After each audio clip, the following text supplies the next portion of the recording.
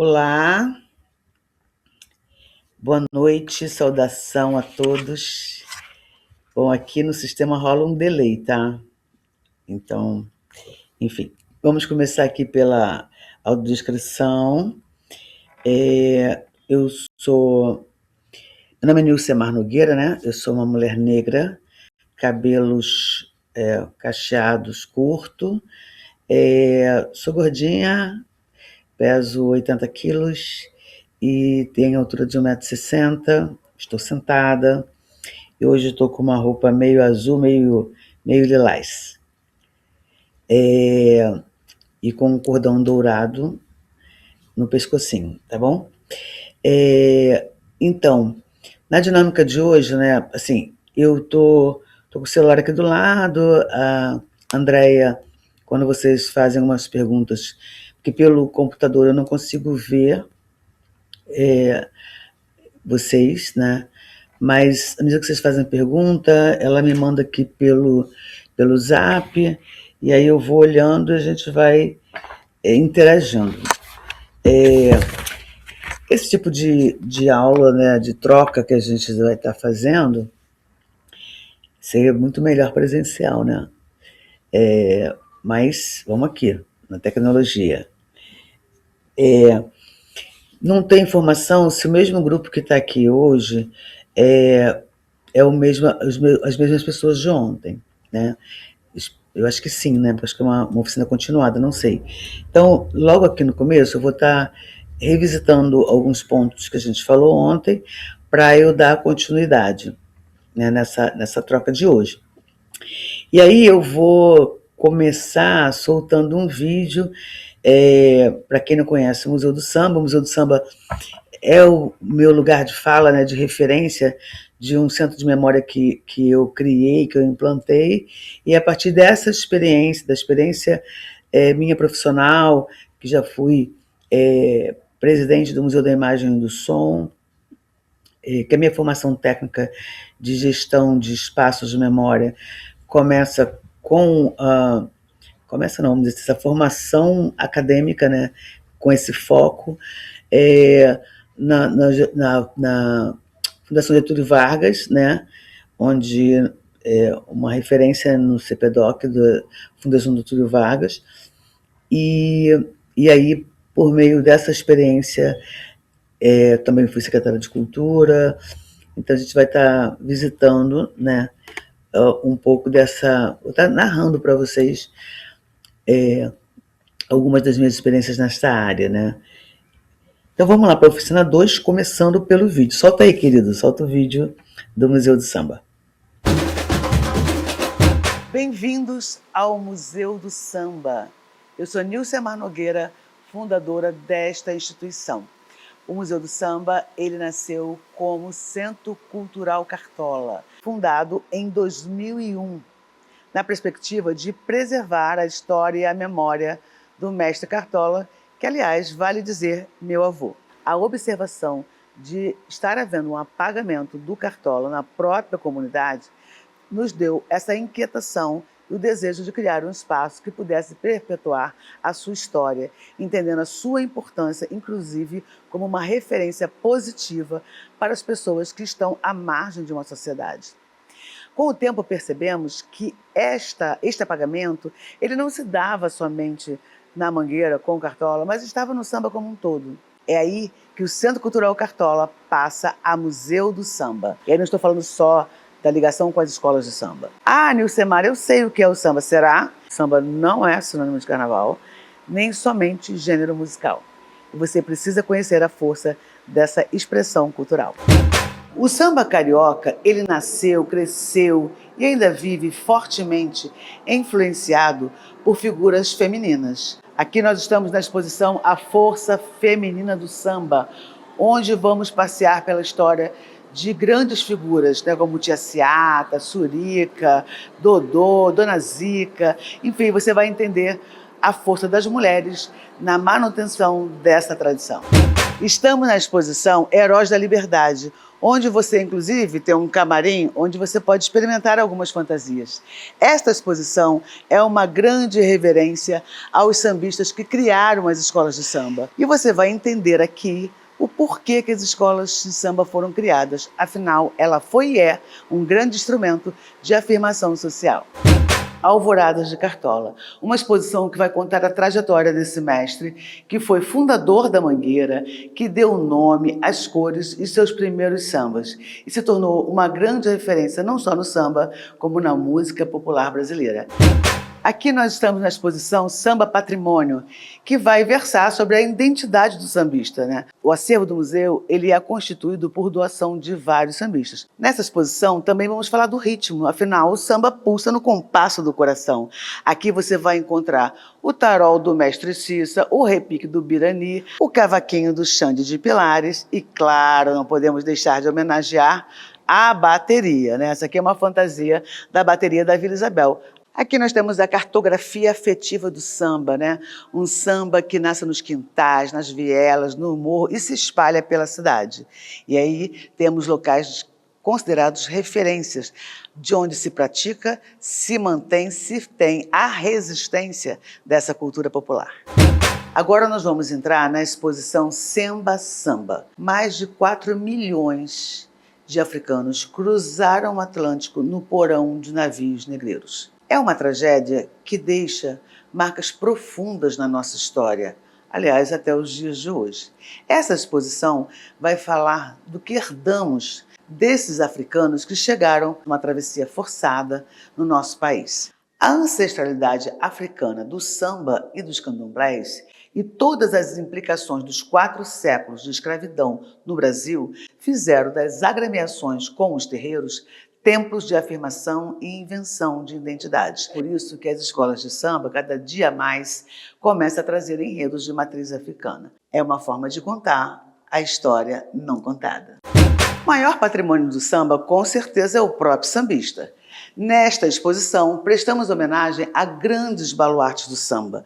Aliás, eles foram depoentes do Museu do Samba. Nós temos um banco de depoimentos com a história, a trajetória de vários sambistas. Já que estamos falando em patrimônio, apresento para vocês o registro da titulação das matrizes do samba do Rio de Janeiro como forma de expressão reconhecida em 2007 pelo IFAM. E foi um trabalho realizado pelo Centro de Documentação e Pesquisa do Museu do Samba. Ao chegar ao Museu do Samba, você pode requisitar uma visita mediada.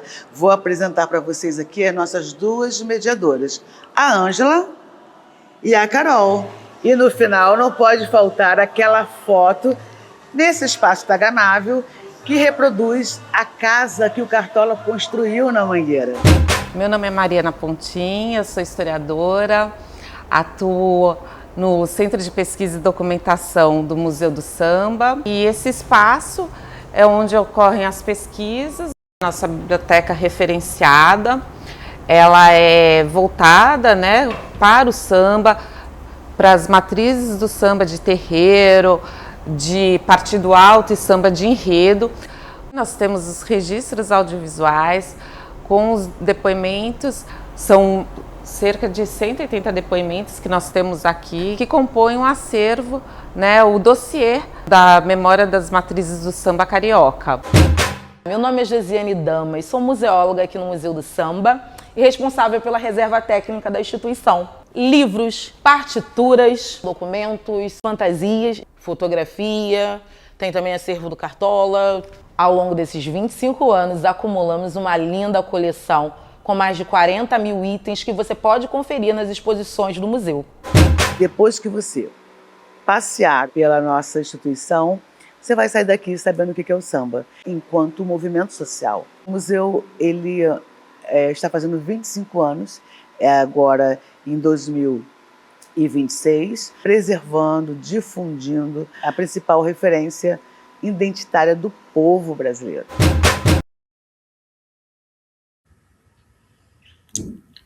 E aí, gostaram? Me deixa aí comentários. E se esse vídeo também provocou em você alguma curiosidade, Bota aí que depois. Hoje eu vou reservar um tempinho para uma troca no final, porque ontem eu falei sem parar. Quando eu vi, achei que era 2 horas. Nossa, é muito tempo. Quando eu vi, eu não parei de falar. Faltou até tempo para eu responder com calma, né? Porque o ideal aqui é que a gente tenha uma troca. Então, meu querido, pode botar o primeiro slide? Então, aqui a gente vai estar hoje, né, falando um pouquinho da implantação de um espaço, né, que vai da sua ideia, né, até a estruturação desse lugar. E aí, fiquem ligadinhos, porque nessa conversa hoje e no que eu vou estar mostrando para vocês já podem, independentemente, eu não sei o perfil de cada um, enfim, qual é o foco de interesse de cada um, mas seja lá qual for, é igual administração, né? Não importa se eu estou administrando uma cozinha, um museu, uma biblioteca, o modo de operar vai ser o mesmo. Então, do que eu digo assim, de pensar, né, o controle, a implantação, aí vocês comecem a pensar, a escrever aí um roteirozinho, né, para o objetivo principal de cada um de vocês, a partir dessa estrutura que a gente vai estar conversando aqui, né. Então, aqui a gente vai começar a pensar os passos fundamentais para se criar um centro de memória. E aí, pode passar o segundo slide. E aí a gente está aqui falando pode passar o próximo, querido. Da questão estamos falando de memória social, né? Então, eu trouxe aqui um conceito de memória social. O que é memória social, né? É a memória construída coletivamente, né, por grupos, comunidades e instituições. Ela vai além dos documentos, né? Ela vai ali ter saberes, práticas, rituais, tradições. E aí, ontem a gente falou um pouco, e pensando nessa questão da forma da funcionalidade do Museu do Samba, que é a visão dos espaços de memória social, hoje, até que se confunde. Antes, quando você falava um centro cultural, você pensava muito num lugar de eventos, né? Então, a nova museologia, ela vai abraçar esse conceito, como ele opera hoje um museu. O museu hoje ele não pode estar estático, ele tem que ser experiencial. E aí acaba que essas duas funcionalidades elas se fundem, né? Ele é um centro cultural enquanto movimento de você estar vivenciando os fatos narrados, né? E ele também tem essa parte estrutural de documentação, não só de reunir acervo, de gerar acervo. Quando a gente falou aqui dos depoimentos, a gente está gerando acervo. Gerando um acervo de uma fonte primária de documento, já que os documentos orais, né, já que essa prática de registro oral, ela hoje é considerada uma fonte de documento. Só que aí você tem que gerar esse documento seguindo metodologia específica, né? Eu vou apontar algumas coisas aqui.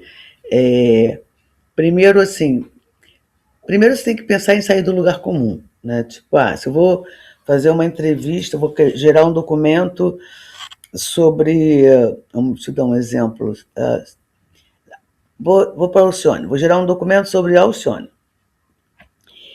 sobre o papel da Alcione no samba. Então, ela tem parte da vida dela, né, que vem antes dela virar artista. Ela vira artista por quê? Né, o que motivou? Depois, toda a trajetória, né, e no caso dela, você tem uma trajetória conhecida, que é do palco, do repertório, que aí basta pesquisar em fontes documentais, que já está aí, né, nos LPs gravados, toda a produção fonográfica, vamos dizer assim, porque hoje não é mais nem LP. E tem umas outras partes da atuação que não estão visitadas, né? E que isso vai, por exemplo, dar o diferencial do depoimento que eu estou coletando, né? Então, ela fundou o Pagodão. Quando ela funda o Pagodão, ela funda por quê, né? De onde vem essa inspiração para esse movimento, para essa ligação com manifestação popular nessa linha. Claro que vem lá do Maranhão, das festas populares do Maranhão, que é a grande influência, né? E também dela perceber, né, a falta que estava tendo também aqui de valorização desses atores do samba. Então ela faz um desfile percussivo, né? Os tambores, enfim. Esse pagodão, ele tinha um lado social, né? Tinha um dia aqui nesse espaço que ela fazia ensaio e que dava sopa para as pessoas, moradores de rua. Ela funda a Mangueira da Manhã. Ela funda a Mangueira da Manhã porque antes ela ajudava a Império do Futuro. E aí ela percebeu que ajudava o Império do Futuro, mas a Mangueira também tem que ter uma escola mirim. Depois ela vai fundar, ela vai ser uma das responsáveis pela criação da Liga Mirim, enfim. E por aí vai. A questão é, neste caso, tem o que está posto, tem coisas que, no caso dela, estou falando aqui porque eu vivi essas práticas, mas se eu sou uma pesquisadora que não conheço, eu vou fazer uma entrevista prévia para eu visitar o que não está dito. E isso vai fazer do meu documento que eu estou gerando com coisas inéditas, principalmente pela própria voz da depoente, né, que vai dar o diferencial para o meu depoimento. A outra questão, você tem umas perguntas norteadoras, principalmente para nortear esse depoimento cronologicamente, mas você não faz grandes interferências no registro, na fala do depoente, porque você pode interromper pensamento e cada vez que ele está contando, ele vai fazendo uma catarse, um mergulho nesse tempo. Você só interfere se você tiver que trazer de volta, assim, porque às vezes ele vai lá na frente, você está querendo ter um passo a passo cronologicamente dessa história. Aí você resgata ele de novo e depois deixa ele de novo fazendo todo esse relato. Tá? Então, estou apontando um pouquinho, mas isso é um pouquinho mais complexo, sobre a metodologia de coleta de história oral. Depois você tem um trabalho pós-depoimento. Ele vai citar nomes, lugares, né, situações, às vezes ele não lembra, não sei muito bem quem foi isso. Aí você tem todo esse trabalho por exemplo, Dona Ivone Lará, porque o Bacalhau era meu parceiro. Então, quem era o Bacalhau? Qual era o nome real do Bacalhau? Parceiro em que época, né? Então, o trabalho do pós-depoimento é ainda muito maior, né? E aí, efetivamente, Aí depois tem o time code, você vai pensar as principais citações que ele faz. Passa para mim o slide 2, eu vou avançar um pouquinho nos slides, vou ler aqui, que ele está um pouco em cima do que a gente falou ontem, para eu poder avançar no que vai vir de diferente nessa conversa. Então, a gente falamos ontem, estou repetindo aqui, né, porque o direito à memória importa. Então, ela fortalece a identidade coletiva. E aí, isso aqui também serve, se você está escrevendo um projeto, de argumento, né, do seu propósito. Ele combate o apagamento histórico de grupos excluídos das narrativas oficiais, promove cidadania e sentimento de pertencimento, valoriza a diversidade cultural, contribui para a justiça social ao registrar lutas e conquistas invisibilizadas. Né, o tempo todo a gente está aí falando, por exemplo, da abolição, que não veio da princesa Isabel. Isso vem de uma luta coletiva de muito atrás, né? Pode passar o próximo. Próximo slide, querido. Então, quando você pensa, e aí, eu estou reforçando isso aqui, porque pensar um centro de memória, desse espaço, que você está pensando, você vai reunir acervo, que vai ter que ser cuidado, né, organizado e principalmente difundido. Não adianta eu ter acervo e não pensar como é que eu estou fazendo difusão. Se alguém está ligado ao Museu do Samba, ou seguindo lá no meu Instagram, às vezes eu compartilho com o museu algumas informações. Então, por exemplo, a gente está com a Semana dos Arquivos, a gente está disponibilizando alguns depoimentos. Que, aliás, vocês podem ver ali, tem um do Laíla, Irani, nós disponibilizamos 5 depoimentos, porque, em geral, eles ficam não... porque como estão em processo ainda desse pós-tratamento, né, eles, todos os 180 estão disponibilizados à consulta no Museu do Samba, né? E aí, mas eventualmente a gente vai criando uma dinâmica de abrir para que as pessoas possam olhar pelo YouTube. E tem lá 5 que estão abertos nesse momento para você visitar. Você pode também disponibilizar o seu acervo por meio de exposições, por exemplo, né? Pode passar o próximo. Aqui é um pouco de diferença do museu, biblioteca, arquivo. E aí tem para você definir a sua missão institucional, né, você precisa pensar, né, o que você quer preservar, né? Porque você vai ter que ter uma política de aquisição, né? Não sei se eu comentei ontem, lá no museu, por exemplo, ele tem um cemitério de piano, né? Tem não sei quantos pianos enormes, alemão e não sei o quê, porque a gente tinha uma orquestra de violinos e toda vez que alguém queria fazer uma reforma na sua casa e se livrar de um piano, oferecia para doação. No caso, a gente aceitou receber os pianos, porque a gente tem esse trabalho de educação musical, e no caso do violino, as turmas tinham que ser bem pequenininhas, então tinha várias turmas para que eles tivessem o trabalho de audição e treinamento, então, mas chega uma hora que a gente não quero mais piano, né? Então, esses objetivos da sua instituição, né? Para quem? Você precisa identificar o seu público, quem será o beneficiário do que você está acumulando, né? Ali, dentro do teu espaço. O espaço também de onde você está atuando, você precisa dialogar com o seu entorno, né? O seu espaço geográfico, ele precisa ser um público-alvo que você não pode perder de vista. Você pode ver o museu, aquela parede enorme, branca da fachada, né? Ela fica lá sem pichação, eles picham antes e depois, né? E quando, se por acaso raramente tem, mas já aconteceu, de um desavisado, no instantinho, né, a turma vai saber quem foi, porque não pode, né? Então, eles entendem a importância daquele aparelho para a própria comunidade. No caso aqui, estava falando de depoimento, inclusive no seu acervo, né, ele precisa, por exemplo, ter um recorte temporal, né? Ontem alguém me perguntou se eu quero ter a memória do samba todo desde quando ele começou, desde 28. Sabe, eu tenho condição para isso, né? Então eu vou ter que entender de que período que eu estou ali armazenando informação. E no caso do samba, para mim, é super desafiador. A gente tem uma memória para trás, que tem que ser resgatada, uma memória desses registros urgentes, e também tem os que estão fazendo história, e que, por acaso, Lucinha Nobre parou de dançar, né? Então, ela é jovem, parou de dançar e fez história, né? Então, também fica bem definido, né, esse período temporal, dependendo do meu acervo, que eu queira fazer o recorte do que eu estou contando. Senão alguém pode falar, mas está faltando fulano, mas está faltando não sei o quê, tá?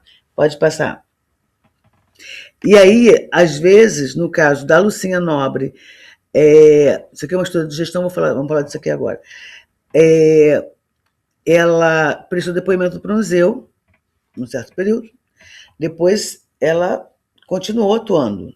Então agora eu vou ter que retomar o depoimento da Lucinha para completar até quando eu gravei, o que aconteceu depois, porque ali vai se encerrar um ciclo, né? Então às vezes eu tenho que revisitar o documento. Outra coisa, no caso do depoimento, a gente tem a prática que a gente pede para os depoentes levar fotografias antigas, jornais, que vai estar ajudando naquela narrativa, daquela contação daquela história que ele está trazendo. Mas eu não fico comigo com esse acervo, eu não quero esse acervo comigo, porque ele vai implicar num outro gasto, de manutenção disso. Eu até tenho acervo, como tenho do Aloysio Machado todo dele, roupa, foto, documento, troféus, enfim, porque assim, ele não tem com quem deixar, eu confio ao Museu do Samba, e não tinha que falar, não, aqui não, então eu abracei, tem até esse armário que apareceu aí no vídeo, tem um armário só para Luiz Machado, né, porque é um armário deslizante que ele tem um material específico para livrar de poeira, manutenção de temperatura interna, enfim, uma série de condições, tá? Mas, e aí esse acervo digital, ele também vai ter um modo específico de guarda, né, e de catalogação, tá? Bom, aqui, na estrutura de gestão, esse aqui é um instrumento que vocês têm que visitar o tempo todo. Lá, por exemplo, quando alguém vem na minha equipe com uma boa ideia, eu tenho uma ideia de fazer não sei o quê. Eu falei, você vai responder os 5 Ws e 2 Hs? Senão, não vem com uma boa ideia. Primeiro, quando essa ideia não vem, por exemplo, como é que paga, né? How much, né? Isso aqui é uma sigla de inglês, né? What, né? When, why. Mas então, é o que eu quero, você tem que ser qualquer projeto, qualquer ideia, você tem que começar respondendo isso aqui. Por que eu quero? Para quem eu quero? Onde que eu vou desenvolver aquele projeto? Quando? Cronograma de execução disso. O como, né? Todas as etapas desse trabalho, metodologia dessa ação e o quanto que ele custa. Então, hoje, por exemplo, eu estava corrigindo um projeto, e aí, eu vou até estar falando disso, que na última aula a gente vai falar um pouquinho de projeto, mas a aula de projeto ela é uma aula que tem que ser bastante extensa, então eu vou estar já aqui visitando algumas informações necessárias. Aí eu estava lá com uma funcionária nova, ela está fazendo um projeto nosso para a Embratur, ela escreve muito bem, e aí a primeira coisa ela, eu não consigo muito fazer uma planilha orçamentária no projeto, tem dificuldade com isso. Eu falei, você começa a ler o que você está contando que você vai fazer, né? O que é que você vai fazer. E aí quando você começa a fazer, eu vou fazer um projeto de experience do samba, então, o que vai conter isso? Ele vai conter uma viagem, um tour cultural, começa com um tour no circuito histórico do samba. Então, o que vai acontecer para esse tour? Né? Você vai ter um guia, aí já de cara, você vai escrever para a planilha, guia. Eu vou ter o ônibus do tour, ônibus, né? E depois a gente vai classificar o que é pessoal, o que é infraestrutura e tal. Mas você já começa a jogar lá, né, em todos os gastos que você vai ter. Por quê? Essa operação vai acontecer em quanto tempo? Ela vai, é um evento de 3 dias, mas que ele começa contratando gente, que é a pré-produção, a identidade visual do projeto, depois a comunicação do projeto, as ciências, enfim. E isso vai desenrolar o teu cronograma. O que eu quero dizer com isso quando eu estou fazendo essa estrutura, estou escrevendo isso, ela vai ter que estar casada lá com o cronograma e com o orçamento. Esse orçamento, quando a gente fala que o quando, né, o cronograma de execução, esse processo também da execução, o como, ele vai estar alinhado também, porque assim, se eu disse que eu vou contratar pessoas, junto com a contratação de pessoas e treinamento de pessoal, ele não pode estar no mesmo mês ou no mesmo momento que eu estou dizendo que eu estou começando, né, que está lá na produção. Então, como é que eu marco X na minha execução? Eu vou voltar nisso, mas estou ilustrando isso, o quanto que essa informação é chave, né, para eu começar a fazer uma estrutura de projeto ou de um espaço, né? Então tá lá, a Selma Candeia, eu quero criar o... Selma Candeia, no exemplo, que já tem lá o Quilombo, né? Mas vamos dizer, sei lá, Nilce Franco dirige lá o Rosa de Ouro. Eu quero criar o Centro de Memória do Rosa de Ouro. Né? Então, ela tem o quê? Que é a memória da Rosa de Ouro, para quem que ela vai fazer, porque inclusive importa a linguagem que vai usar, o motivo para quem, quer dizer, quem vai visitar isso vai visitar por quê, entendeu? Então, assim, já começa respondendo isso aqui para depois pensar toda a sua estrutura, de quantas pessoas você vai envolver nisso. Menina, a hora já voou 1 hora. Vamos lá. Avança, meu filho, próximo slide. Pode passar o próximo. Você não vai me congelar, não, hein? E aí, aqui a gente está visitando a estrutura, eu trouxe a estrutura organizacional do centro, né? Do centro do Museu do Samba. Nessa estrutura, peraí que eu vou falar mais com detalhes sobre ela. Ela está intimamente ligada com a sua... como eu sabe, fugiu a palavra agora. Com o meu estatuto. Né? O meu estatuto diz a que a minha instituição se presta, né? E aí, cuidado também na elaboração desse estatuto. Porque... por que eu estou falando cuidado, né? Quando você vai, por exemplo, dentro da estrutura do museu, eu faço apresentação artística. Então, eu tenho que botar isso lá. Porque senão, quando eu vou me candidatar em algum edital, que ele pede teu estatuto, ele quer ver se você pode fazer o que você está dizendo que vai fazer. Porque às vezes você tem os oportunistas de plantão, né? O cara está lá, vou me meter aqui nesse esporte, porque eu vou dizer que, sei lá, que sambar faz bem pro corpo. E aí eu me meto lá no edital do esporte, né? Samba faz bem pro corpo? Faz. Mas o teu estatuto não está dizendo que você tem habilidade para isso, né? E aí, baseado no que o meu estatuto se propõe, eu tenho esse organograma, essa estrutura de organizacional do Museu do Samba. Então, no Museu do Samba, a gente tem os sócios fundadores, né, que eles acabam... e tem um conselho consultivo do samba. Esses sócios fundadores e esse conselho consultivo do samba, a gente visita, submete a eles algumas questões. Inclusive, quando a gente, por exemplo, foi trocar o nome do Centro de Troca-Cartola para o Museu do Samba, eles foram altamente acionados. Quando a gente tem nomes propostos para colher depoimentos, a gente submete também para esse conselho. Porque às vezes ele diz assim, não, fulano não é mais importante do que fulano de tal, esse tem que vir primeiro, né? Então ele é um conselho consultivo, vamos dizer assim. A gente tem o conselho deliberativo, é o conselho que vai deliberar, né, o que a gente vai fazer, como vai fazer e quem vai ser responsável pelo quê. A gente tem o conselho fiscal, porque a gente tem convênios, contratos, né, e esse conselho fiscal ele vai ser responsável por estar acompanhando toda essa execução financeira, principalmente. Basicamente a financeira, né?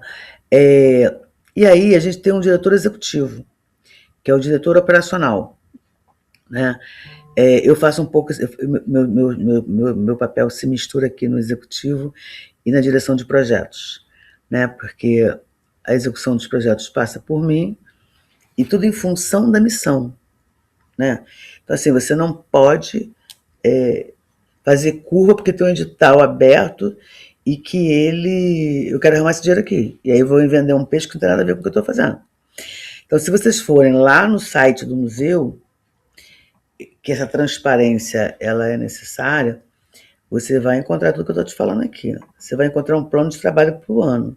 E você vai ver que as minhas agendas, elas estão em função do que foi planejado para o meu plano anual de trabalho.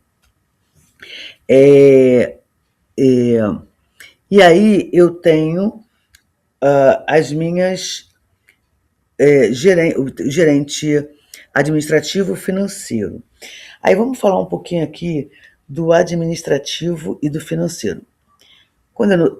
Hoje eu tenho uma pessoa administrativo e uma no financeiro. Quando a gente não tem como, a mesma pessoa vai dar conta aí dos dois pontos. Eu quero chamar a atenção. E aí por que é importante a gente falar do que eu estou aqui apresentando para vocês? O perfil de quem vai trabalhar comigo para fazer o quê?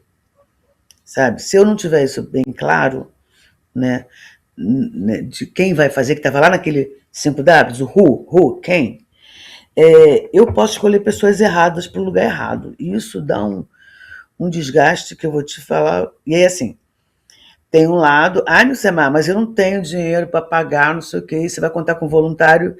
Mas mesmo assim, beleza, ele tem perfil para quê? Ele tem perfil, sabe? Ele tem perfil para isso, né? Ou então vou aproveitar do que ele pode. Então, aqui eu tenho o que eu quero, o que eu preciso de estrutura e qual é a caixinha que eu vou levar a pessoa que eu tenho disponível, dentro das minhas condições. Eu, Nilcemar e o Museu do Samba, eu ainda não tenho as pessoas no perfil ideal para mim.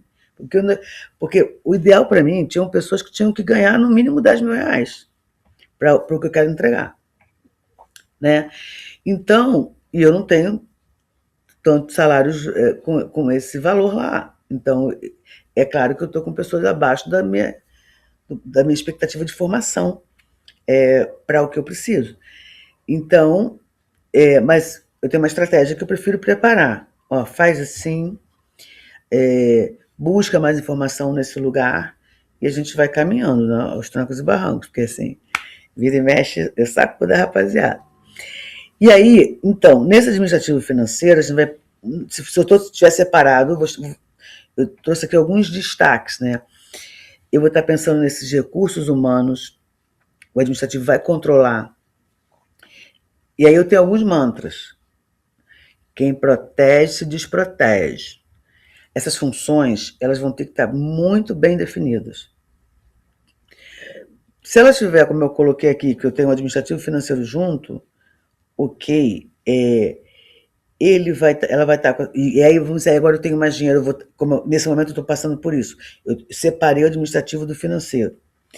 Tem um tempo de desmame, que a menina que estava acumulando, ela continua subsidiando a outra, agora eu estou proibindo que elas fiquem juntas, uma está lá em cima, a outra lá embaixo, não quero nos mandar, porque senão a outra não anda e a outra continua cumprindo aquele papel, e à medida que eu vou crescendo, eu vou podendo abrir esse organograma, que esse aqui é o mínimo no meu caso que eu tenho que trabalhar. Esse administrativo, ele também vai ter que tomar conta da manutenção da estrutura. Se eu passo a ter uma lâmpada queimada, eu chamo Luane, tem uma lâmpada queimada aqui. Então ela tem que chegar e dar rolê na estrutura toda e ver o que está acontecendo de errado, né? Tipo, como eu falei para vocês, eu controlo todo a satisfação do visitante, né? Que é o estudo de públicos. Uma das finalidades do público é também ver a satisfação. Aí se eles apontam, o centro, um comentou, o museu está tão lindo, precisava de um banho de loja no banheiro. Falei, então vamos ver o que é possível agora? É possível agora trocar todas as tábuas dos vasos, vamos mexer nas portas, porque tem um quebra-quebra aí que ele é mais profundo. Ele está por vir, está previsto, mas ele não vai ser agora. Então, eu olho isso, dei o comando pode e ela tem que começar a fazer. Os equipamentos, né? Os equipamentos. Ela tem que me trazer, olha, a impressora não está funcionando, mas não está por quê? Manda para ver o que é. Se eu posso consertar, vai consertar. O que eu não vou... E aí estou pontuando todas as coisas que eu enfrento. Se eles falarem assim, imprime isso aqui. E não dá. A impressora, claro que eu não tenho só uma lá, hoje tenho muito, muito mais, sei lá quantos. Mas, mas espera aí um pouquinho que eu vou lá em cima. Porque não, porque daqui de baixo está funcionando, mas você não me pediu para consertar. Como é que é isso? Né? Então, assim, ela vai ter que consertar amanhã. Né? E aí, isso vai para um outro mantra que eu tenho no museu. Não deixe para amanhã o que você pode fazer hoje. Se é para ser hoje, vai ter que ser hoje. Porque eu vou olhar, se ela tiver... pode conversar, ficar tomando café, fumando? Pode. Mas se está fazendo esse lazer a mais do conjunto da obra, eu não vou aceitar a explicação porque a impressora está quebrada ainda. Tá? Bom, o financeiro, ele vai se ocupar de orçamentos, né? Do controle contábil. Para o controle contábil, você tem alguns softwares que ele cruza teu extrato. No caso lá, a gente manda. Tem um que é chamado Conta Azul, não sei se vocês conhecem esse sistema. No caso, a gente usa lá. Eu mando o extrato para o contador e todas as notas. Cada uma que está responsável por um projeto, ela manda isso. E esse sistema, ele cruza. ele cruza a nota e o extrato, né? Se alguma nota não apareceu lá no extrato da saída, aí o contador acusa. Olha, que tem uma saída de 5.000 e não veio nota. E a gente vai ver de onde que foi aquilo que não estava lá. Então, assim, isso faz com que eu tenha, que o meu conselho fiscal, ele quase que não tenha trabalho, porque as notas estão todas cruzadas com o extrato pelo sistema, pelo software que a gente paga para fazer esse cruzamento. No orçamento, o que mais acontece? Às vezes o cara fala, olha, isso aqui estava R$1.000 aqui, 500 ali, 300 acolá. Peraí. A descrição, a especificação do produto é a mesma? Em geral, quando acontece isso, não é, né? Então, importa também quando você está fazendo orçamento para um projeto. Olha bem a especificação do produto, se é o que você quer, né? No caso de, por exemplo, um retroprojetor, tem X lumes, não sei o que, isso vai fazer a diferença de preço dele, né? Se quem vai usar, sei lá, numa casa de uma exposição, não é você que vai definir que tipo de retroprojetor, você vai ter que perguntar para o cenotécnico, porque que distância dessa parede, para essa tela, para saber que tipo de projetor que você vai ter. Então, essa descrição do material é super importante. E no caso, estou chamando a atenção do orçamento, que quando eu tenho um projeto que eu tenho que enviar os orçamentos de prova de por que eu cheguei naquele valor no meu orçamento, eu tenho que entender do que eu estou falando para vocês aqui agora, tá? Deixa eu só dar uma olhada se tem alguma pergunta de vocês, porque eu estou falando aqui direto. Eu não sei quem é que está na contra-regra aí da história.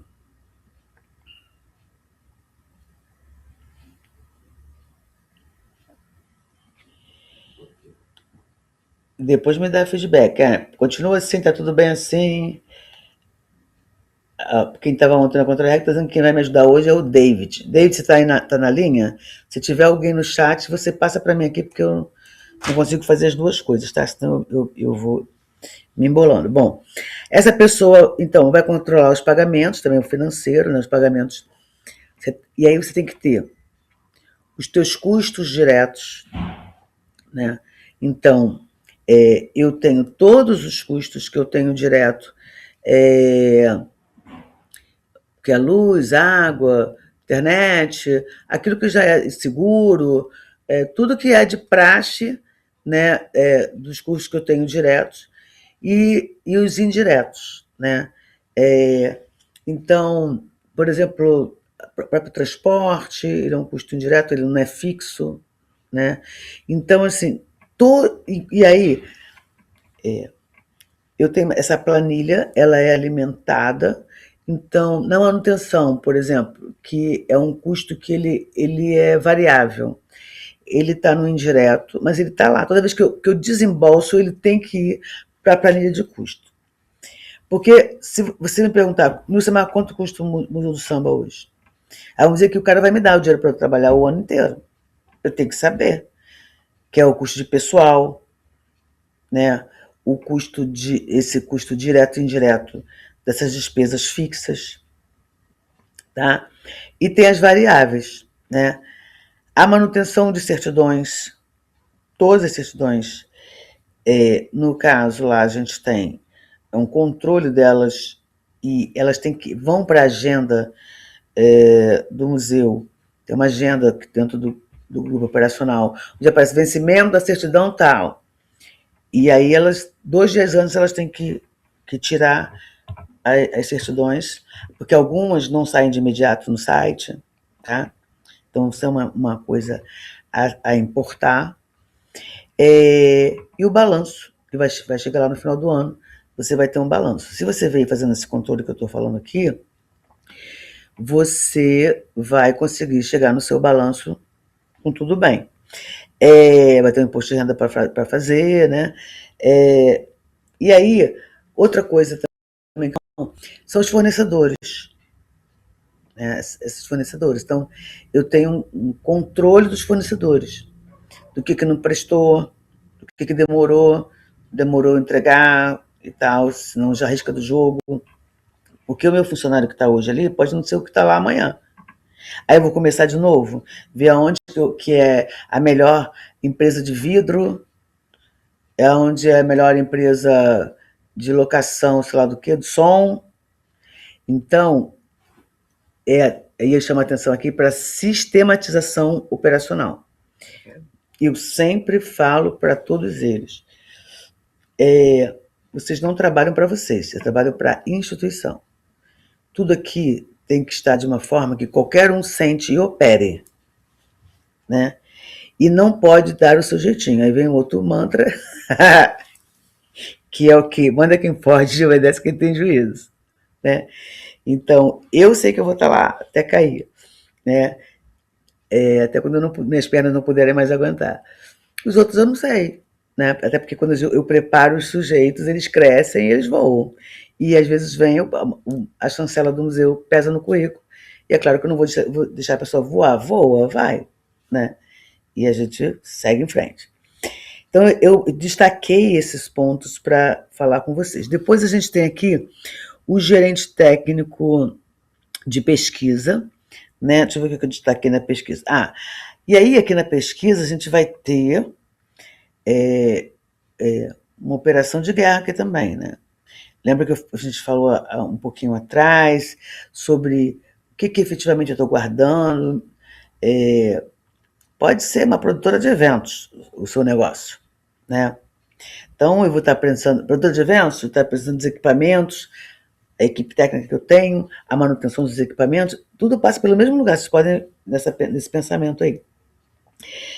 No caso de acervo, a gestão desse tratamento técnico, que a gente visitou um pouco, mas depois vai falar mais hoje e mais amanhã, que é, né, o elemento, a catalogação, o inventário, né, a catalogação, acondicionamento.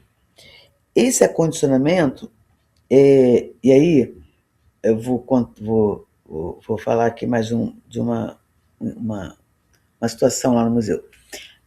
A museóloga que apareceu para vocês, ela saiu de férias, aí a historiadora está se ocupando do controle do acondicionamento, porque na reserva técnica a gente tem que fazer controle de umidade, de temperatura e tal.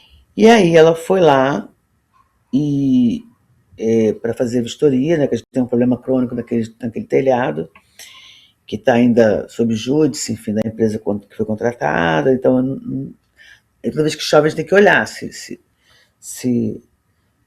tem goteira em algum lugar, se está em cima de alguma coisa, se essa umidade afetou alguma coisa. E aí ela viu alguns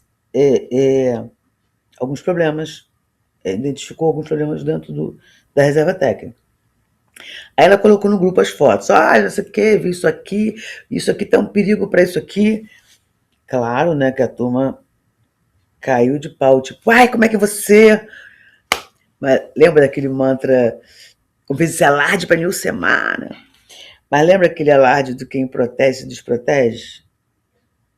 Né? Então, assim, e você tem que mostrar. E aí aqui vem um outro ponto que eu destaquei aqui, que é a gestão de pessoas. Eu falo para elas, olha, se eu souber que vocês tomaram conhecimento de algum problema e não me trouxeram, vai ficar ruim. Porque a casa cai e cai na cabeça de todo mundo. Então, se um XPTO foi relapso, a casa cai e quando a casa cai, ela não escolhe cabeça para cair, ela cai em cima da cabeça de todo mundo, né? Então, eu não aceito o quem protege. Então, nesse tratamento técnico, nessa gestão técnica de acervo, ela passa por esse controle de acondicionamento. Para acondicionar, ele vai desde o material que você usa, né? A gente vai falar disso também mais a miúdo, enfim. Porque um envelope não é um envelope qualquer, não pode usar cola, né? Tem uma série de especificação técnica. A outra coisa é a alimentação no banco de dados ou na planilha do Excel, enfim, você tem que ter uma alimentação para você resgatar essa informação dentro do sistema. No caso do acervo, você tem a identificação, você tem aí a documentação. O acervo entrou como? Ah, o SEMAC me deu. Manda eu assinar lá o termo de doação para você. Vai que eu morra, meu filho vai lá e quer te catar o negócio que eu te dei. Né? Então, a documentação da origem do acervo é extremamente importante. Principalmente se tratando de... Alguém te deu, sei lá, uma coisa rara. Mas veio da onde, querido? Veio da onde? Porque assim, ela parou na tua mão, né? É você que, se aquilo é problema, você que vai dar conta dele. Né? Eu já destaquei aqui, mas já comentei com vocês sobre a política de aceite e de descarte. Se eu vou descartar por quê? Né? E aí eu tenho que ter uma política desse descarte. De que forma que eu vou, inclusive, documentar o descarte. Peraí, deixa eu só... De vez em quando estou olhando aqui se está entrando alguma coisa. Vocês estão muito passivos, eu gosto quando eu fico falando. Vamos lá. Volta aí para o cronograma, meu querido.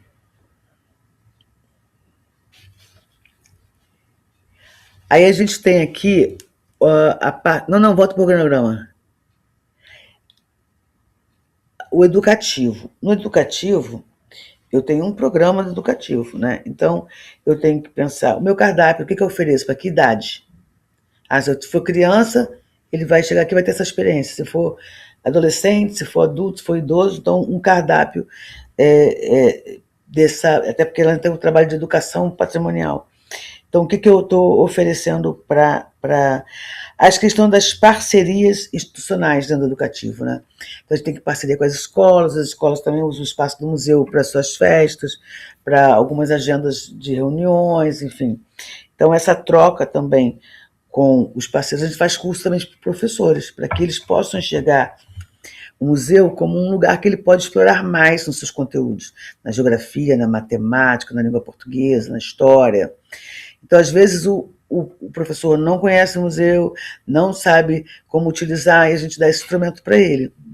Vocês podem ver que, em alguns momentos, o museu oferece oficinas, né, para professores de educação antirracista. Então, eu trago alguns especialistas, algumas pessoas com experiência pedagógica nessa área, para que eles possam compartilhar com os professores e, assim, ele melhor se utilizar da instituição. A comunicação.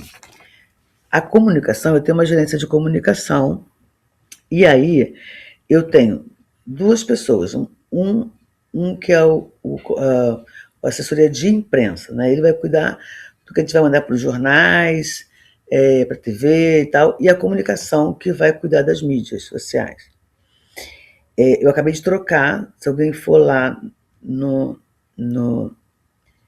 Instagram do museu, vai começar a perceber uma identidade visual, né?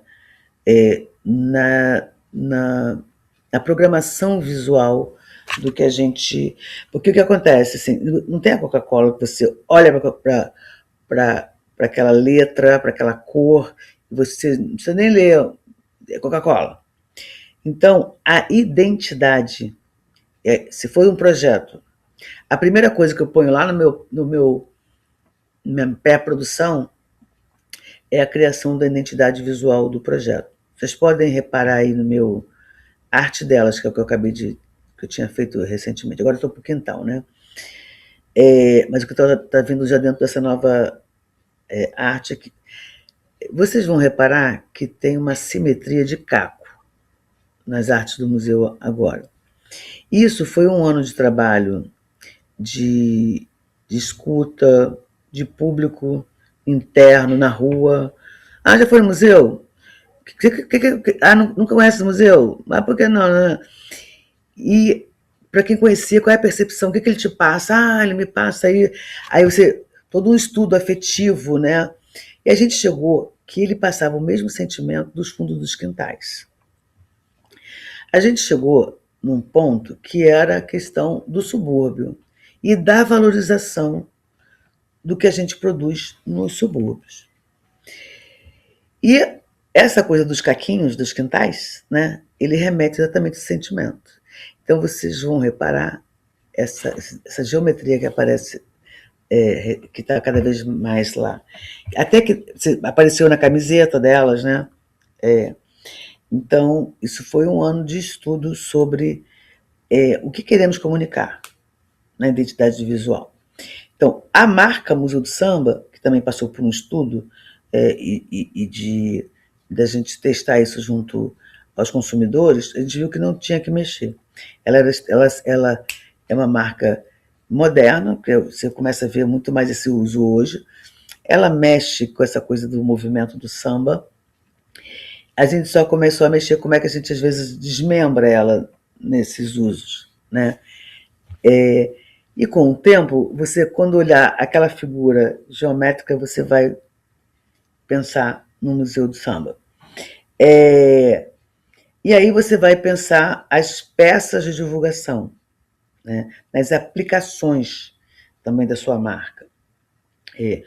O controle das redes sociais. Então a gente tem uma pessoa que ela fica controlando as redes, respondendo, alimentando, e traz para mim quando é uma coisa que ela não sabe o que... isso aqui é uma coisa que eu não sei como é que eu vou responder. Às vezes a pessoa querendo falar comigo, vai lá pela rede do museu.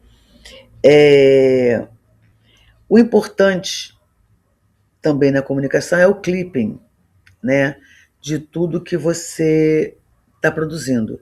Aí vocês veem que nos projetos, quando você escreve projeto, que ele pede portfólio de execução, que prove que você 2 anos que você faz isso. Então, cuidado com as suas artes. Também da data, dela tá com data, ou o ano de execução. Você vai ter 2 maneiras. Eu posso não estar dentro da minha arte, né? Mas ela está dentro do textinho que eu botei embaixo. Aí eu vou provar com print da página e vou botar o link para ele ver que eu fiz isso em 2024.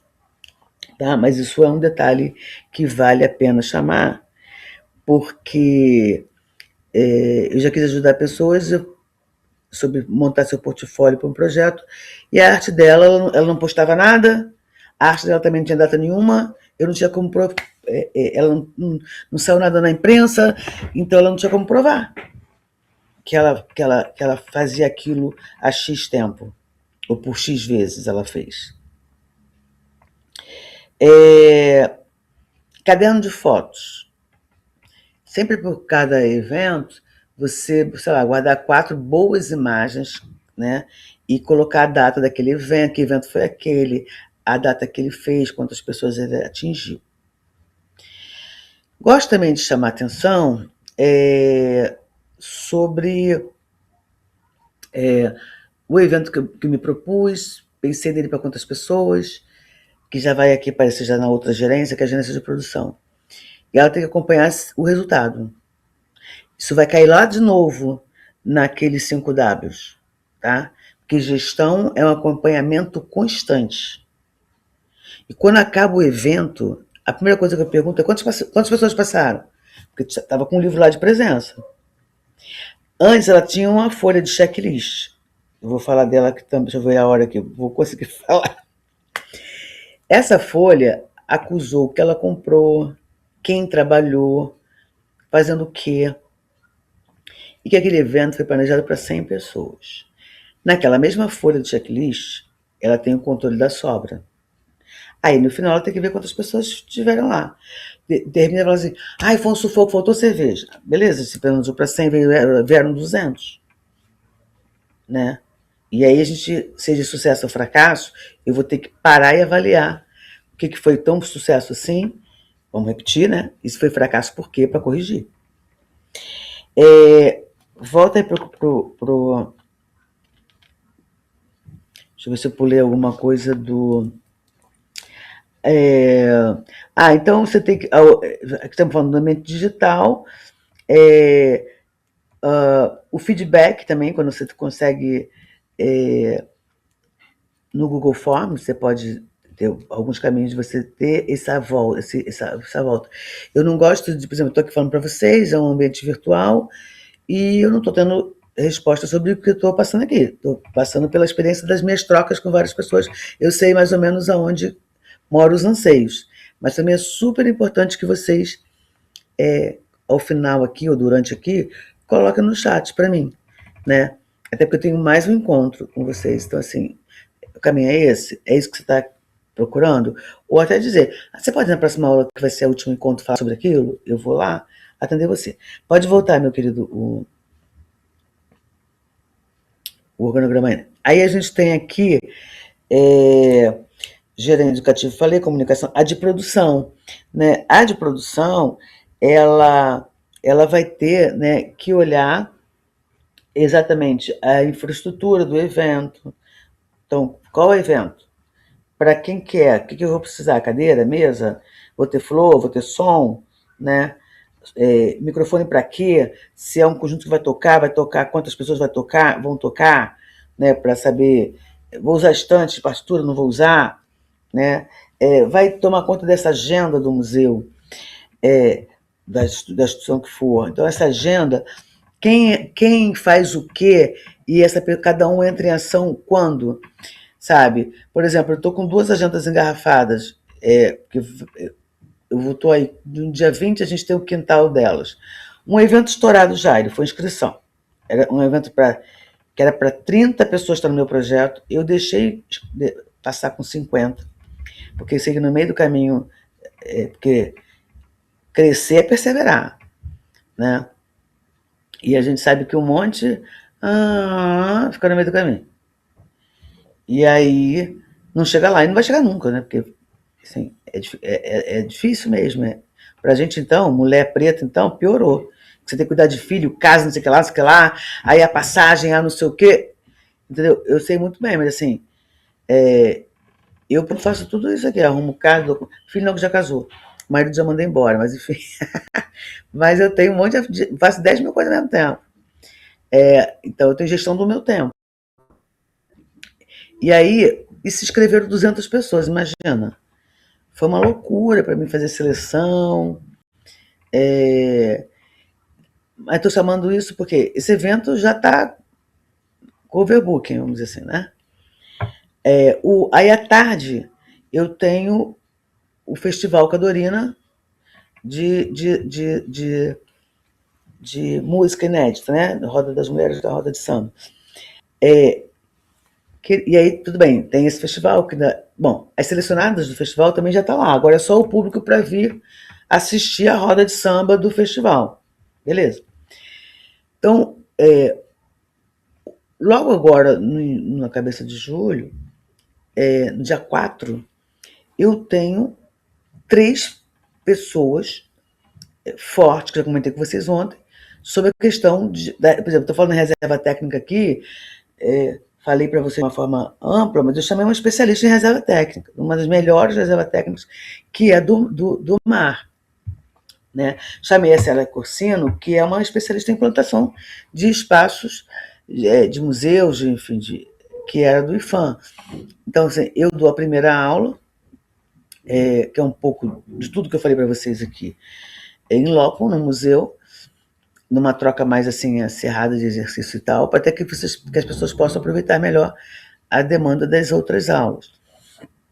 E aí, essa agenda já tinha que estar no ar, assim, porque no dia, acho que é 6, já começa a primeira, né? Então, essa coisa desse cronograma de comunicação, dessa agenda de comunicação, e que a produção tem que estar ligada nisso. Porque isso vai demandar a estrutura do próprio evento. Quantos se inscreveram? Né? Para saber quantas cadeiras que ela vai botar. Vai usar o quê? Auditório? Vai ser aqui embaixo? Vai ser lá em cima? Né? A cantina, né, vai acionar? Não vai? Que perfil é esse do público? Que ela consegue ver pelo formulário de inscrição. Né? E aí ela vai ter que ver os fornecedores. né? E usar aquela folhinha do checklist que eu falei para vocês. Eu acho que eu já passei por todos. Contador é isso, um contador que a gente contrata, porque ele vai consolidar nosso livro de ata, que tem que financeiro, todo esse operacional de contabilidade, e tem que ter uma empresa jurídico. Se você está implantando, você vai ter que pensar na contratação de um jurídico, porque você vai ter que formatar contratos. Eu, no caso, tenho meus modelos instituídos, então eu só faço adaptação de acordo com o projeto. Se aparecer agora, por exemplo, já falei para você, dia 5 de agosto tem um show de vários artistas e eu vou ter que... Congelou a mocinha aí do... Ela piscou. Tá congelado? Não, né? Tô falando sozinha aqui não, né, gente? Isso deve ser aí de quem tá transmitindo. Deixa eu ver se ele tá funcionando. Passa o próximo slide, querido, pra ver se tá me ouvindo ou se o negócio parou.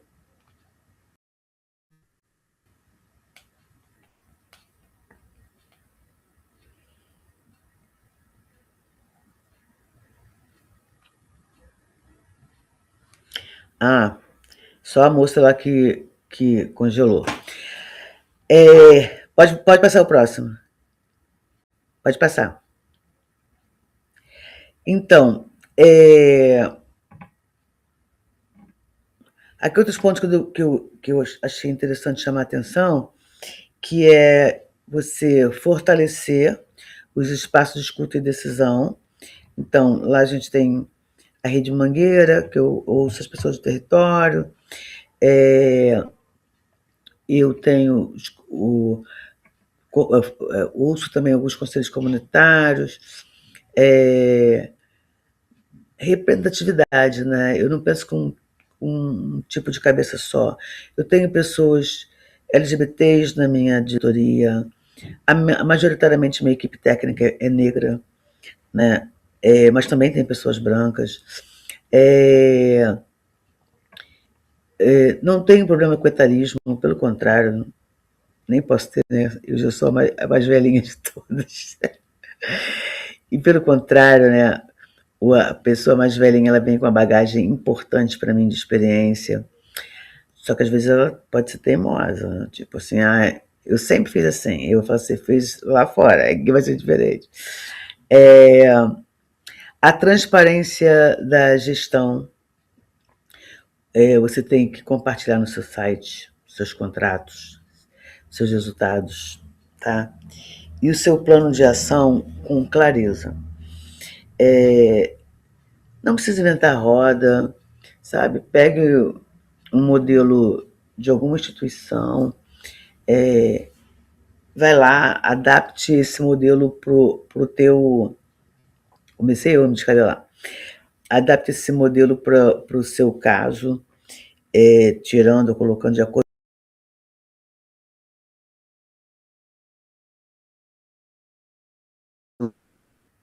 Cadê meu amigo?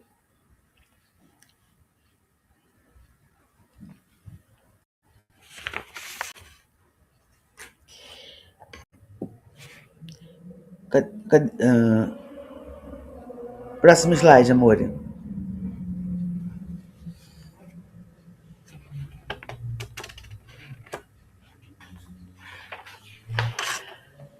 Então, aqui eu chamei a atenção dos tipos de acervo, né? Documental, o audiovisual, bibliográfico, tridimensional e o digital. E aí, esse tratamento técnico, né, ele vai diferenciar. Principalmente no documental, o descritivo, para todos eles, você tem que pensar no descritivo. Né? Se eu estou com um livro, qual é o resumo desse assunto desse livro? Lembra que você tem sempre que estar com foco na busca do acervo. Ali não é uma caixa de guardar coisas. Como é que eu resgato essa informação? Se eu estou... Documental institucional. Ali no museu, eu brigo toda hora, assim. Tipo, gente, aqui é uma casa de memória. essa memória institucional, ela é a primeira que tem que estar bem organizada, né?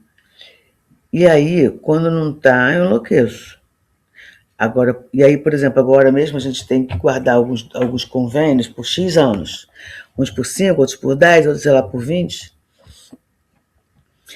Então, na hora que eu vou fazer de arquivo, de identificação da caixa Polionda, eu tenho que botar o nome do projeto, o ano de execução, e coloco lá o tempo que eu tenho que conservar ele.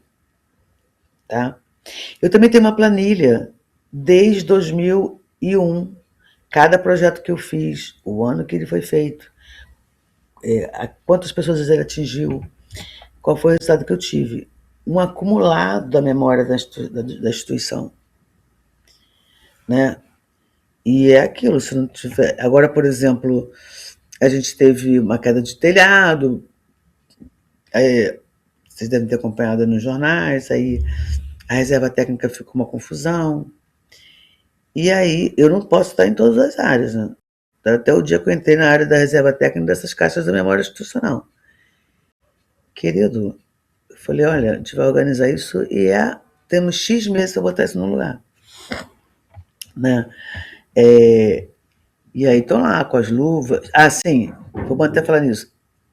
EPI, né? O material de proteção dos funcionários. No caso da reserva, luva, guarda-pó, a máscara. Tá? E às vezes você dá tudo isso, ele não usa, mas você vai ter que ficar de olho. O administrativo, né? No que passa lá, dá conta do pessoal também. Se ele não está protegido, porque senão a culpa é sua se ele ficar doente por um fungo, né? Por exemplo.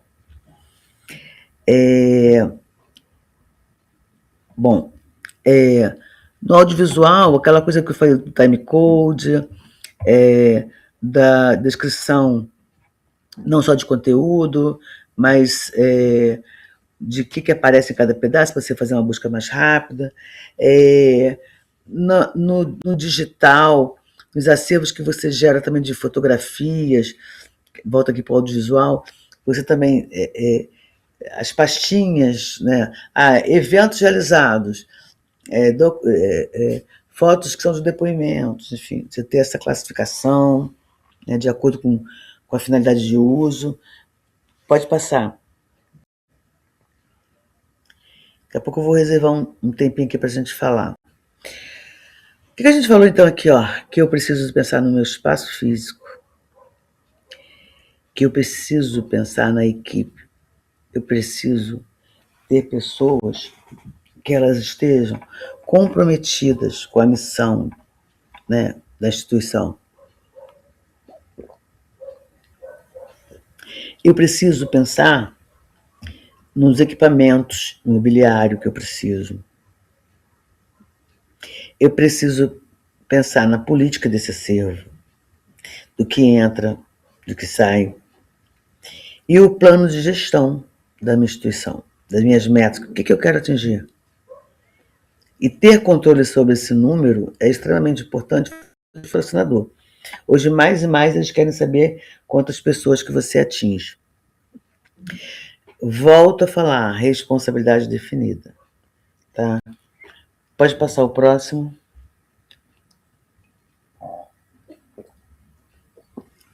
Tá, isso aí é de outra coisa que a gente vai falar, de sustentabilidade. Peraí, então deixa eu ver aqui o que eu ainda não abordei. Isso é uma coisa que eu pulei. E eu vou deixar um tempinho aí, a meia horinha que a gente falta, para eu ouvir vocês. Ouvir é ótimo, né?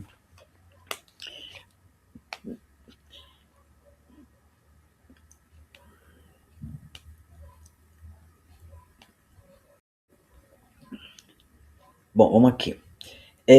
Alex, boa noite, professora Lucemar. Muito obrigado novamente por esta aula muito rica de conhecer. Pode tirar a PowerPoint aí, meu querido. Pela aula muito rica de conhecimentos e aprendizados. Me chamo Alex. Gostaria de perguntar à senhora que nos explica a diferença de valores e custos para montar e organizar, por exemplo, sobre a história dos mestres compositores dos sambas históricos dos desfiles, por exemplo, com o título Sons da Bateria, Compositores e Sambas, de acordo com os tipos de material que poderiam ser usados, se no caso for tecidos, ou for plotagem, ou for monitores e todo tipo de iluminação, e também qual o melhor tipo de som, reprodução de som em áudio apenas ou áudio e vídeo. Vamos lá, vamos ver se eu entendi o que você quer. Você quer pensar o que eu te oriento sobre valores e custos, a vontade de organizar, mas, aquele exemplo que eu falei para vocês é da clareza do objeto.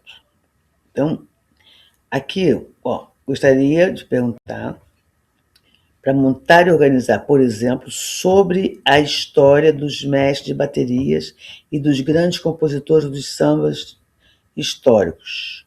E aí deu um título aqui, Sons de Bateria, Compositores e Sambas. Qual é o desafio aqui? Alguém sabe me dizer, né? Não, não vou ter como ver a resposta de vocês, mas pensa aqui que eu falei para vocês que isto, por exemplo, pode fazer você cair quando você apresenta um projeto para patrocinador. Qual é o seu objeto? Pelo que eu entendi para baixo, é uma exposição. Mas você não disse. Você não disse, eu quero montar uma exposição sobre a história dos mestres. Né? Então, para você elencar o que você vai precisar, eu preciso saber qual é o produto que você vai entregar. É uma exposição? Essa é a primeira dúvida a ser tirada. Aí, que poderiam ser usados, no caso, tecido, por isso que eu entendi que era plotagem, quando você usou a palavra plotagem. Melhor iluminação e melhor reprodução de áudio, entendeu? Então, assim, é uma exposição? Me parece ser uma exposição, né? Então, vamos lá.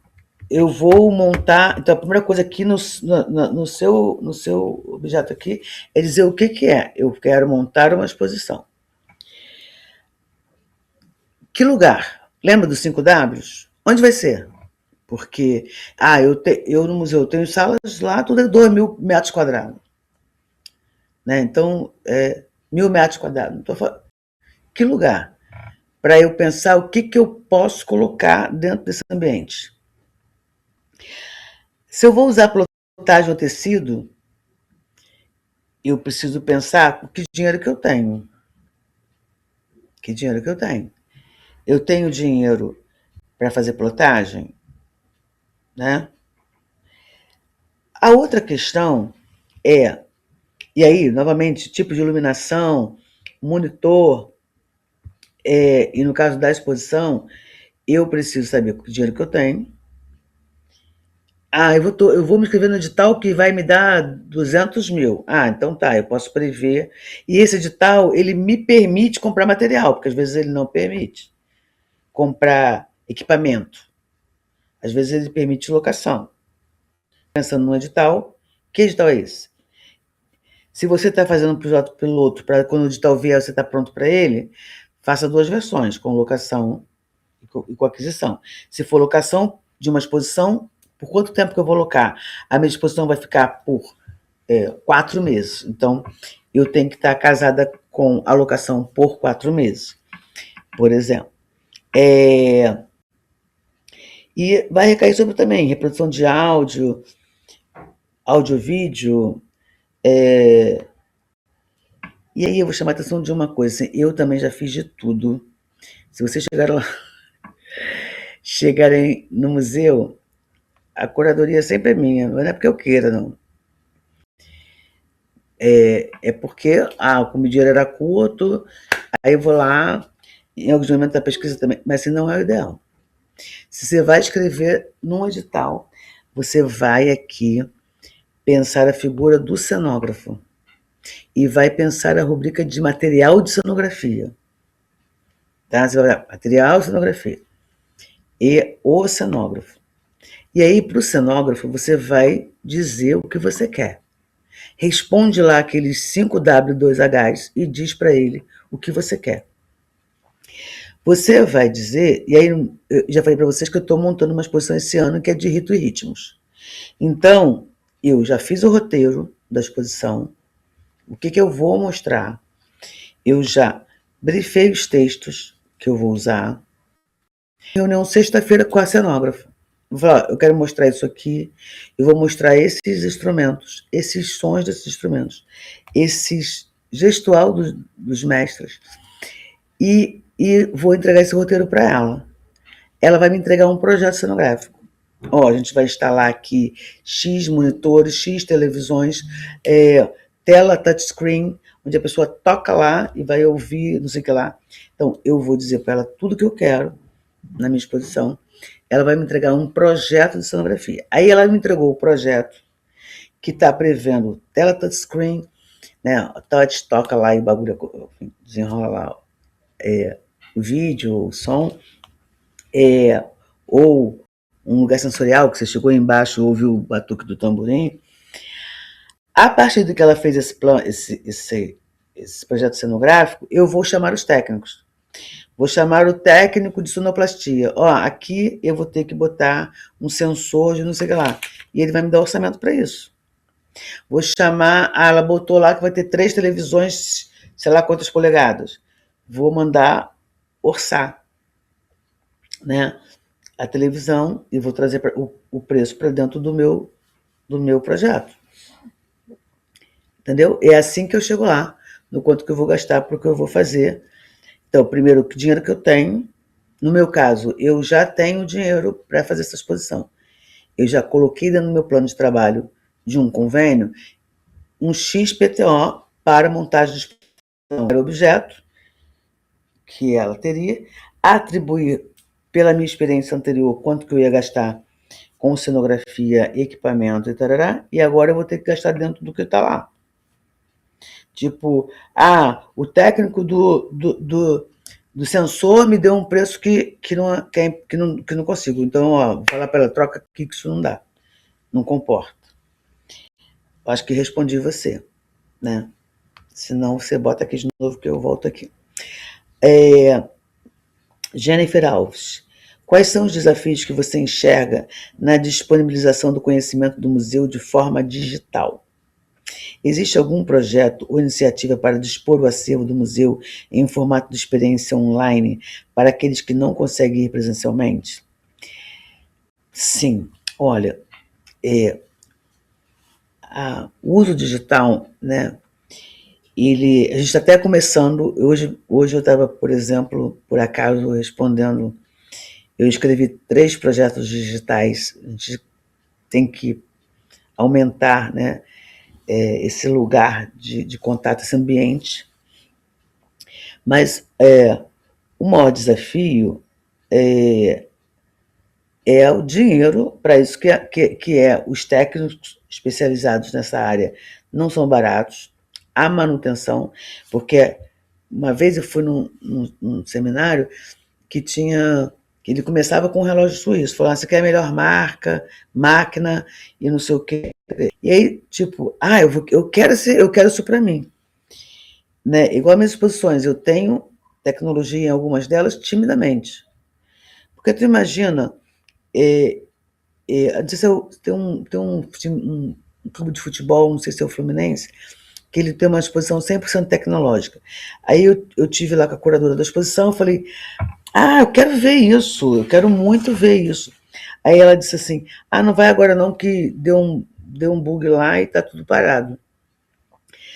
Então imagina, se o Fluminense, que está com uma exposição 100% tecnológica, aí bugou lá e ela não conseguiu consertar isso com rapidez, imagine, então, de que instituição a gente está falando? Então, no meu caso, eu tenho que colocar de acordo com a perspectiva que eu tenho de manutenção disso, né?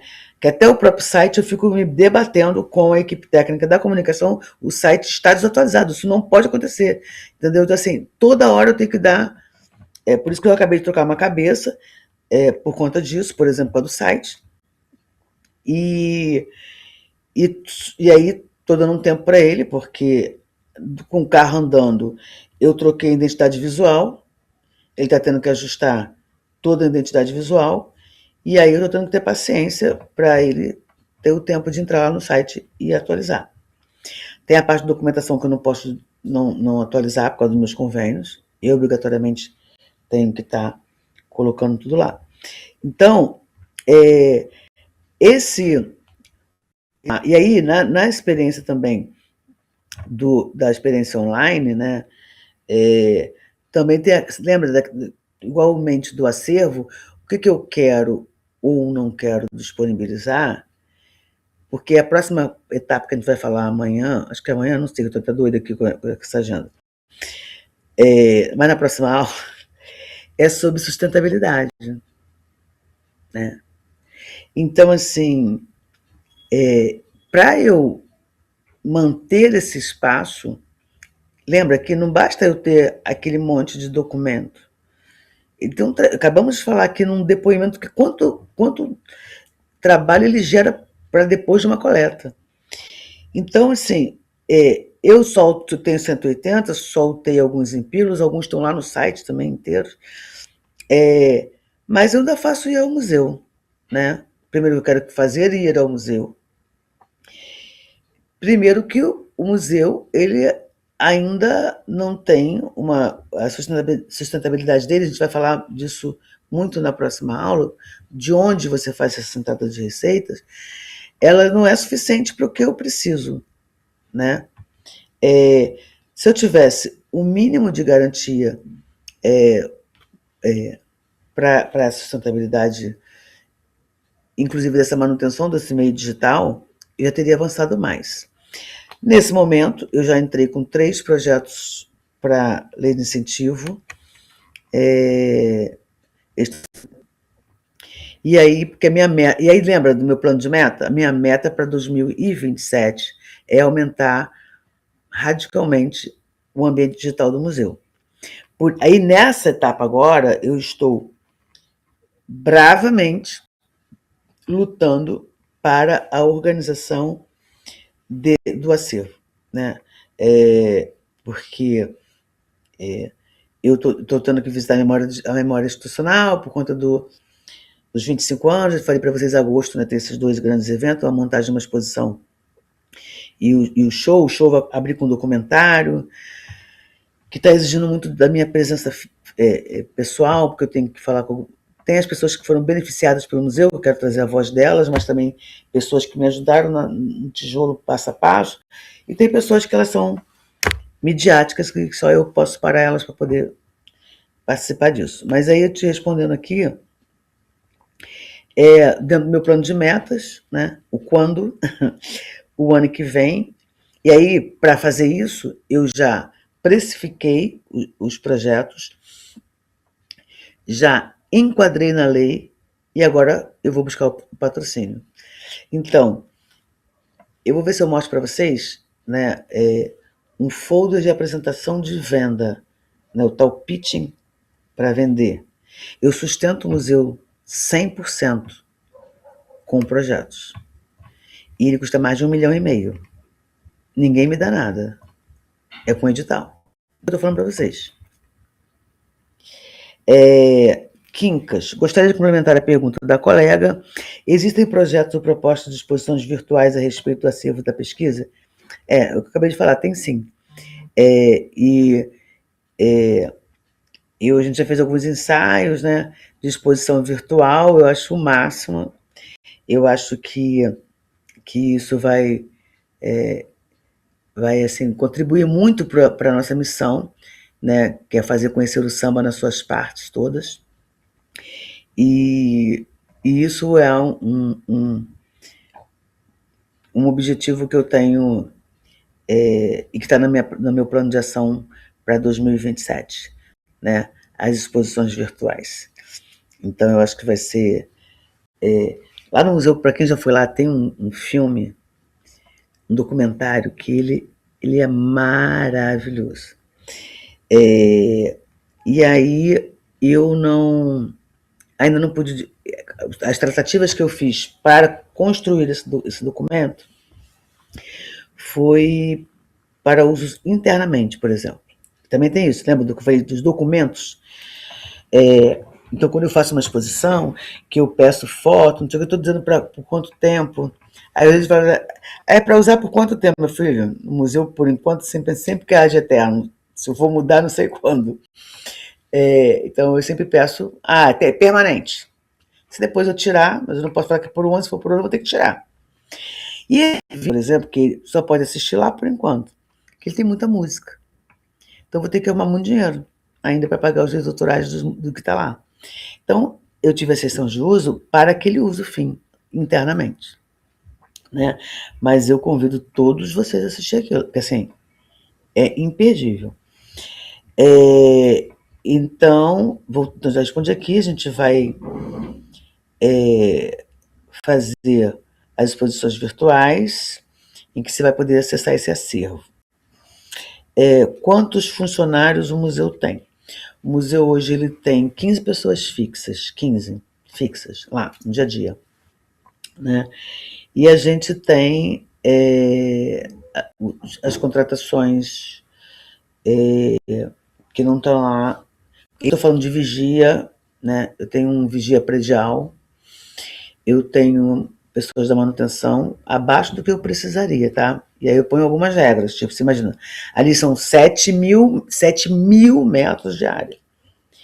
Então, eu digo, ó, todo mundo vai ter que limpar sua mesinha, porque os operacionais eles são para varrer, lavar, né? Mas na boa, que eu tinha que ter no mínimo 5 operacionais, jardineiro, né? Uma série de coisas. Então, assim, quando eu tenho eventos maiores, eu contrato extras para que eles não fiquem caindo aos pedaços, né? Porque não é fácil. Então,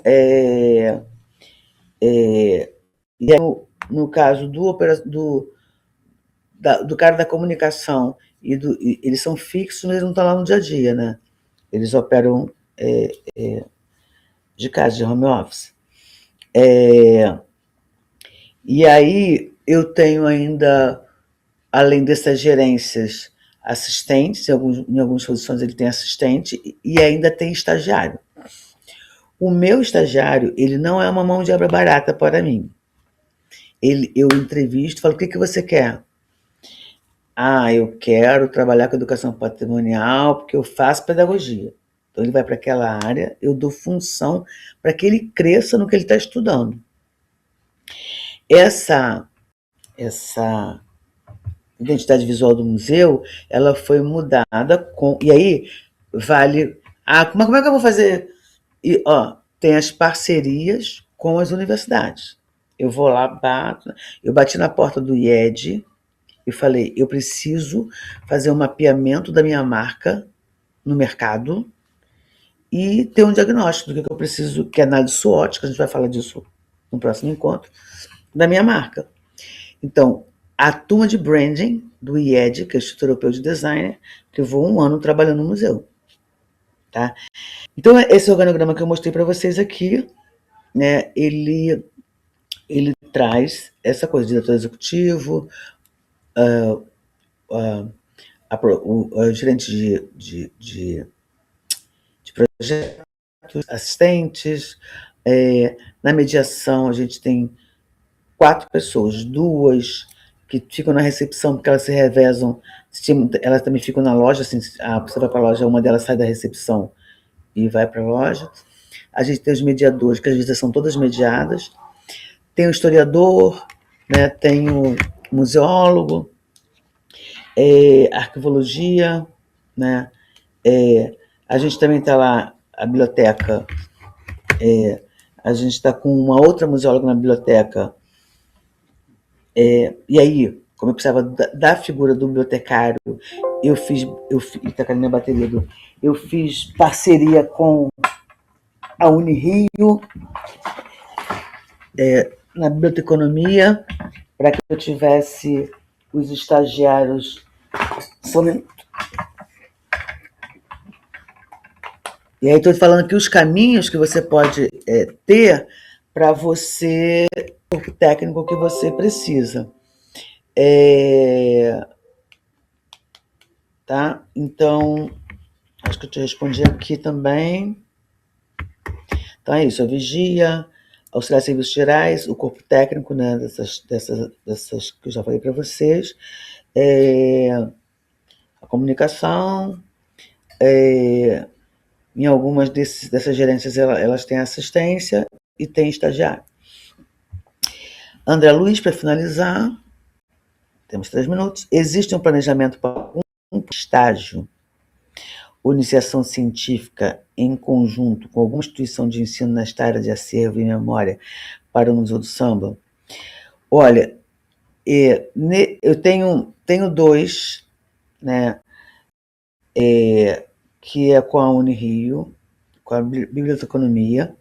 Inclusive, eles estão fazendo um trabalho incrível, não só de fomento de leitura, de tratamento técnico da biblioteca comunitária que a gente está terminando lá. E aí, para essa biblioteca, a gente tinha 4.000 livros, eles indexaram tudo, e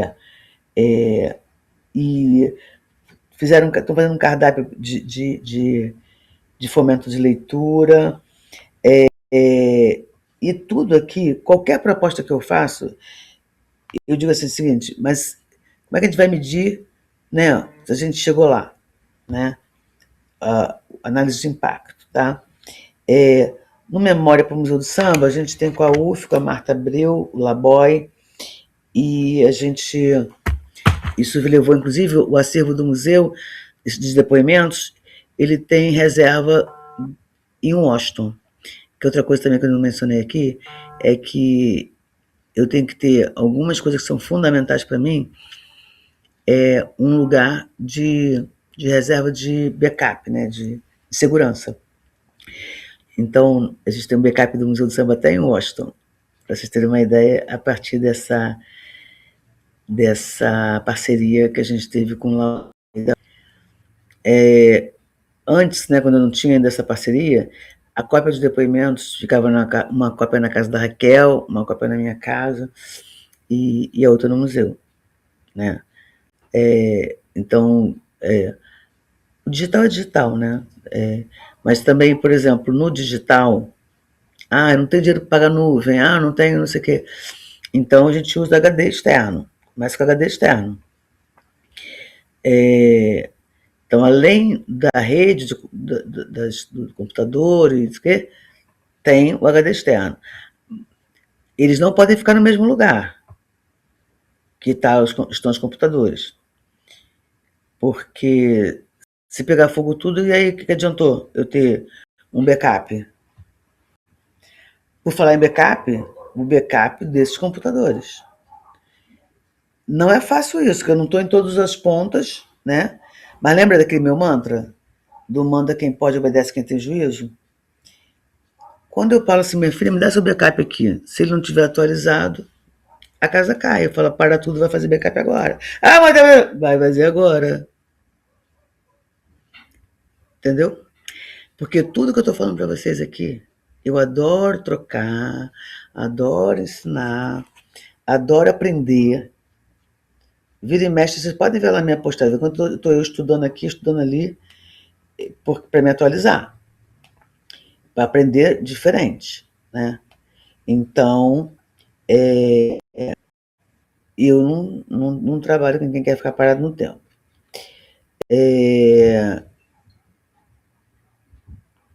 Sobre a disponibilização do acervo documental, é o que eu falei para vocês, é a meta do ano que vem. E aí, nesse momento, a gente está revisitando, né, todo, no caso do acervo arquivístico, inclusive, né, a gente, como trocou o arquivista que está lá, então ela está olhando tudo de novo, vê o que está faltando alguma coisa. Por exemplo, tinha uma coisa que estava no acervo Roberto Moura, pasta, ela colocou a pasta e ela não entrou por cada coisa que está vindo naquela pasta, por exemplo, entendeu? Então eu estou cuidando disso para depois colocar. Vou para a última pergunta aqui, porque já acabou aqui o tempo, estou passando de novo.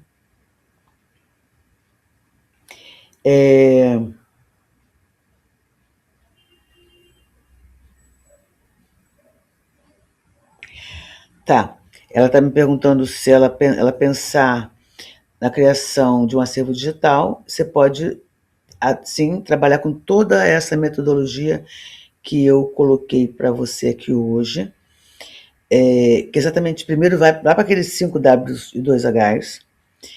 Primeiro, inicie pelo seu propósito e por quem você quer atingir. Responde aqueles 5 Ws e 2 Hs, um a um, tá? E na próxima aula eu vou entrar um pouco por um escopo de projeto, tá? Para que a gente possa falar disso. Gente, falei por 2 horas, falei a beça. A gente tem mais um encontro. Espero que tenha sido proveitoso para vocês. Deixem feedback para mim, que eu gosto de... Se tem alguma coisa que queiram que eu aborde, eu tenho ainda tempo, né, de rever a última apresentação, que ela está voltada para sustentabilidade. Agora nem me lembro, porque é tanta coisa que eu faço por dia que eu já mandei todos os slides para eles, os 3 encontros.